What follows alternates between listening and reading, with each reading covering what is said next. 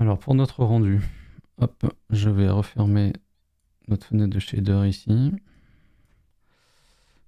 Je vais me mettre en mode rendu dans cette fenêtre.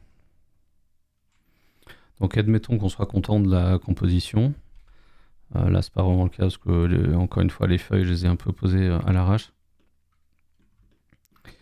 Bon bref, admettons que notre cadrage nous convient. Au niveau de la position, bah là je trouve que je suis pas trop mal. On pourrait affiner un petit peu la position de la caméra. Hop.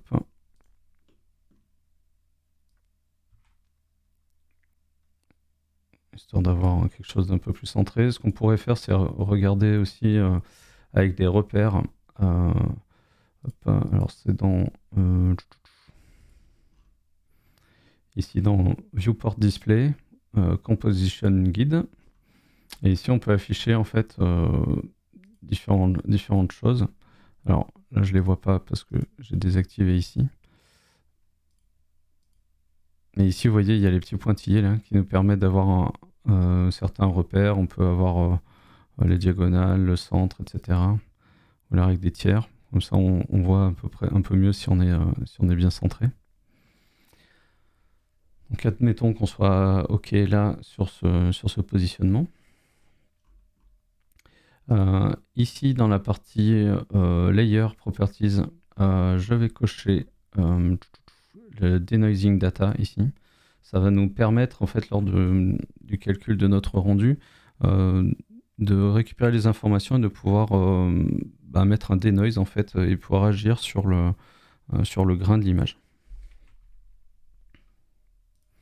Ensuite, au niveau des réglages, on va pas faire des réglages très compliqués sur cette image parce que finalement elle est relativement propre rapidement. Donc là, on a un nombre de samples et de calculés ici qui sont donc réglés dans la partie viewport ici. Donc là, j'ai mis 150, mais je pourrais mettre 64 par exemple. Ce qui fait que là, dès que je calcule ici, ça va calculer 64 samples. Donc on le voit ici rapidement. Donc plus on en met, plus c'est long. Donc c'est vrai que sur de la prévisualisation, moi je mets une valeur assez basse pour pas que le temps de calcul soit long et que ça mette pas trop longtemps à s'afficher correctement. On peut également mettre le denoise, mais ça peut vite faire des choses un peu étranges. Le temps de calculer, etc. Donc vous voyez là, on a quelque chose qui est déjà beaucoup plus propre et lisse. Moi, j'aime pas trop le mettre. Bon, après, ça, c'est vraiment personnel. Là, on va décocher le denoise, parce qu'on va faire un denoise donc, sur la partie compositing, à l'aide justement de nos informations de denoising ici. Là, je vais rester en 256. Pour le traitement de l'image et pour le rendu final, je mettrai certainement une résolution plus grande. Donc là, il suffit simplement soit de changer les valeurs ici, soit là, je vais multiplier la valeur par, je vais me mettre en 200 ou 300, etc. pour multiplier par 2, 3, pour avoir vraiment une image bien grande et une bonne résolution.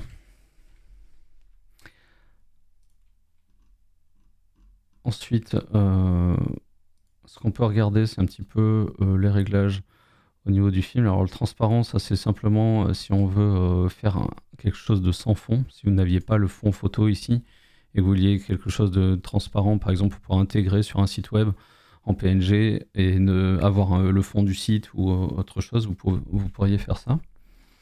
Là, moi, c'est pas ce qui m'intéresse. Moi, je veux garder mon fond, donc j'ai pas besoin de mettre en mode transparent. Au niveau des performances ici, vous pouvez rester en autodétect si vous connaissez exactement le nombre de threads de votre carte graphique. Dans ce cas-là, vous pouvez renseigner une valeur. Et bon, moi là, je le mets en autodétect. Et donc, dans les préférences, il faut bien avoir sélectionné dans Système, ici. Donc, moi, je me suis mis en CUDA et j'ai bien sélectionné ma carte graphique ici. Donc, la RTX 3070. Et donc, suivant votre carte, venez la renseigner ici pour que, au niveau du moteur, il calcule bien avec ça. Donc là, je me suis bien mis en GPU Compute et non pas en CPU. Si vous mettez en CPU, bien sûr, c'est le processeur de votre ordinateur qui va calculer. Ça peut être plus long, ça va dépendre de votre carte. Si vous avez une carte graphique, on va dire un petit modèle de carte graphique, peut-être que votre processeur sera meilleur. Bon, ça, il faut faire des tests. Je ne peux pas deviner votre configuration, donc à vous de voir et de vous renseigner, voir ce qui est le mieux. UStyling, en fait, là, ça va être une valeur qui, lorsqu'on va calculer, en fait, ça va être la taille de la zone de calcul, en fait, qui va être fait. Donc, si par exemple, je fais F12 ici, vu que je suis en 2048, là, l'intégralité de mon image va se calculer, tout simplement parce que je calcule sur 2048 pixels de côté. Si par exemple, je descends cette valeur, je me mets par exemple à 64, et que je relance mon rendu, vous allez voir que là maintenant j'ai un carré de 64 pixels de côté qui vient calculer mon image petit à petit. Donc dans certains cas, suivant les réglages et suivant votre matériel, ça peut être bénéfique de réduire cette taille. Moi personnellement, dans les tests que j'ai fait restant 2048, ça va très bien. Donc là, vous voyez, pour moi, c'est beaucoup plus long de calculer comme ça que de calculer en 2048 directement. Donc là, je vais rester en 2048. Ensuite, le bake, on n'en aura pas besoin. Dans la partie color management, là, on a plusieurs réglages. On peut essayer en standard. Donc là, en fait, on a standard, filmic, raw, etc. Sincèrement, moi, je suis très souvent en standard ou en filmic. Après, voilà, tout dépend de ce que vous aimez. Moi, j'aime bien rester sur quelque chose d'assez neutre. Et ensuite, ici, on peut modifier tout simplement le contraste, enfin, le taux de contraste qu'on veut avoir dans notre image. Donc, si je me mets par exemple en Very High Contrast, vous voyez que ça me fonce et ça augmente mon contraste. Là, c'est pas vraiment ce que je veux. Je pourrais me mettre en Medium ou en Medium High, peut-être, quelque chose comme ça. Donc là, on est pourquoi pas. On peut jouer bien sûr sur l'exposition, etc. Si on voit qu'on est un peu trop juste. Là, je pourrais me mettre à 0.2 peut-être. Ou alors augmenter à vos lumières, mais disons que ça permet d'avoir la main sur d'autres réglages. Et le gamma qui va jouer sur les basses lumières. Bon, ça, je vais pas y toucher. Ok, et ensuite, après, on peut jouer bien sûr sur le lancer de rayons.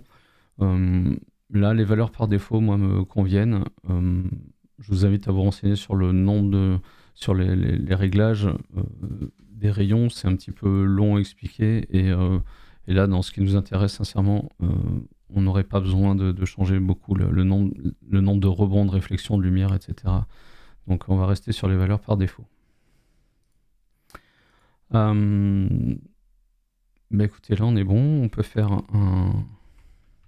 Alors, moi, je préfère me remettre en mode solide ici pour éviter un double calcul parce que suivant les machines, si vous êtes en mode rendu dans vos fenêtres ici et que vous lancez un rendu en plus, ça peut faire une sorte de surcharge et ça va être un petit peu trop long.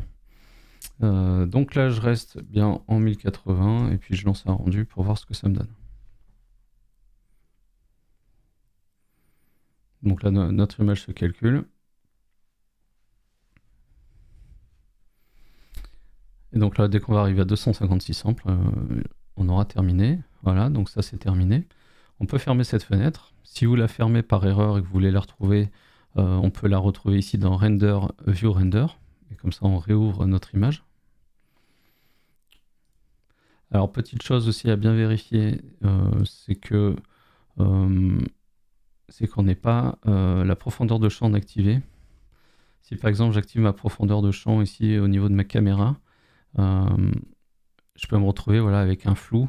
Dans ce cas-là, il faut soit venir cliquer et dire moi je veux faire la netteté sur cet objet. L'inconvénient de ça, c'est que vous risquez d'avoir, suivant la valeur de f-stop ici, donc ça c'est des notions de photo, mais en gros c'est comme la profondeur de champ en photo, c'est-à-dire plus on va baisser la valeur ici, et plus on va avoir une zone de flou importante et une zone de netteté courte. C'est-à-dire que du coup, on va avoir peut-être notre zone de netteté qui sera d'ici à là, par exemple. Et en fait, cette taille ici, là, cette zone de netteté, donc là, admettons que tout ça c'est net, si je réduis ma valeur ici, et ben, elle va se réduire ici, et donc elle sera de plus en plus fine. Et donc on va avoir peut-être notre étiquette fine ici, qui sera nette, et puis nos feuilles derrière qui seront floues. Et bon, c'est pas forcément ce qu'on veut. Là, c'est un packshot, on veut que, en gros, tout soit net. Donc du coup, je vais désactiver tout simplement le depth of field de manière à avoir vraiment une netteté globale.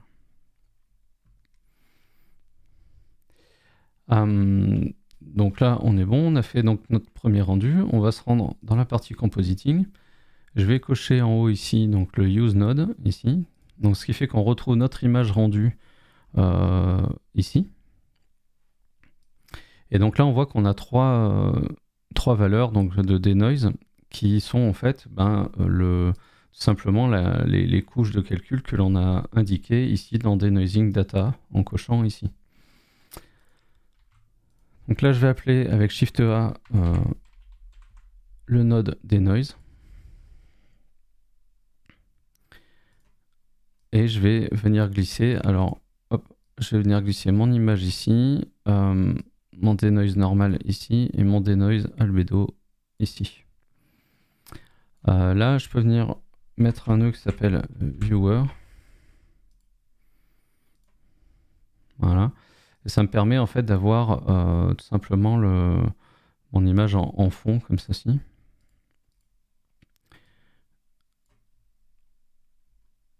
Et donc là, maintenant, ce qu'on va pouvoir faire, c'est tout simplement, si on ouvre notre fenêtre de render ici, on peut avoir donc, hop, ici on va avoir donc notre render result, et si on tape viewer node, on aura en fait la vue du node avec ce traitement de denoise. Alors vous pouvez le faire donc de cette manière-là. Alors par contre, je vois que j'ai un petit problème sur une feuille là. Alors est-ce que c'est mon denoise qui fait ça? C'est étrange.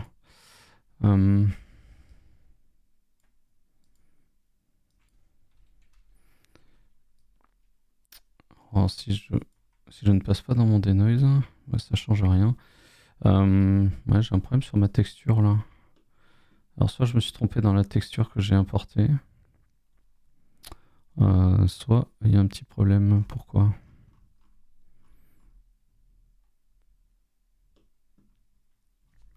Je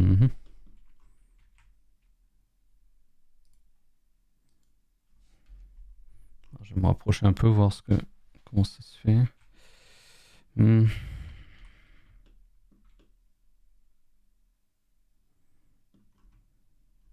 pourtant ça va là. Donc c'est en mode rendu que j'ai ce problème là.